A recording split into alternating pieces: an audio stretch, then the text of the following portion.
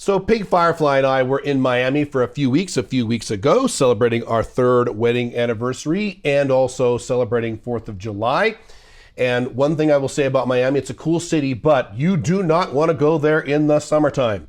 When we were there in mid-July, it was humid as hell. You just want to die. It's not only hot, it's also humid, and it rains on top of you, and you've got mosquitoes that will fucking eat you alive. So there are times to visit Miami where it's cool, but the summer is not one of them. Don't go in the summer when you're visiting Miami. This is a shot here of Little Havana. So my understanding is that white Caucasian people are actually in the minority in Miami, and it's the only city in the United States where that is the case, which is cool with me. I like the vibrant culture down there. The Cuban culture is really good. The food is really good. Miami is a pretty cool party city if you're that kind of guy. There's lots of places to go. There's lots of dancing. There's lots of bars. There's lots of cool restaurants. And Pink Firefly is very hot, as you can tell.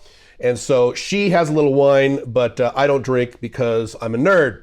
So the beaches in Miami are great. They're fantastic, minus the horrible weather in the summertime, which is a problem. The beaches here are really, really good. And so that's one of the compelling reasons why you would want to spend time in Miami or live in Miami, not to mention the fact that there is no income tax, no state income tax in Miami because it's Florida. This is the boat that we spent our 3-year anniversary on for 4th of July. And as you can tell, there'll be a lot of water shots here. There's a lot of water in Miami, which is really cool. It's one of the things about Miami I really like. The cruise ships are insane. You see how big that cruise ship is there? Holy crap. And there's like 7 of them all lined up. At some point soon, I'm going to go on a cruise, and Pink Firefly gets seasick. So I'll have to go either by myself or with my kids or something, or maybe we'll do a Alpha 2.0 event on some kind of cruise ship because it's really cheap right now because of cerveza sickness. Downtown Miami is pretty cool. Downtown Miami is pretty nice, and there are some nice neighborhoods. But outside of that, a lot of Miami is a kind of a lower class slum. So it depends on where you are in Miami. This is actually a privately owned island. And the only way to get there is by a ferry. And it only allows people who live there kind of crazy. The next few shots you're going to see are some celebrity houses that we drove by or sailed by on our boat. And I believe that house right there is Shaquille O'Neal's house.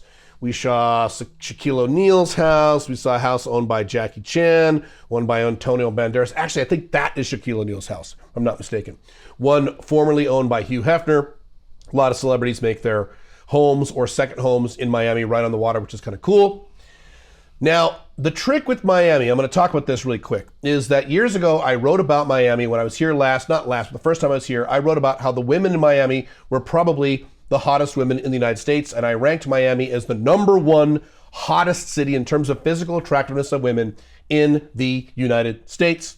And unfortunately, I have to revise that. When we walked around Miami, we were all over Miami. We were downtown, we were Miami Beach, we were out in the surrounding neighborhoods. Not only did I not see a lot of attractive women, the number of fat women that I saw was insane. I am shocked at how fat people in Miami have become just in the last 7-8 years when I first started visiting Miami about a decade ago.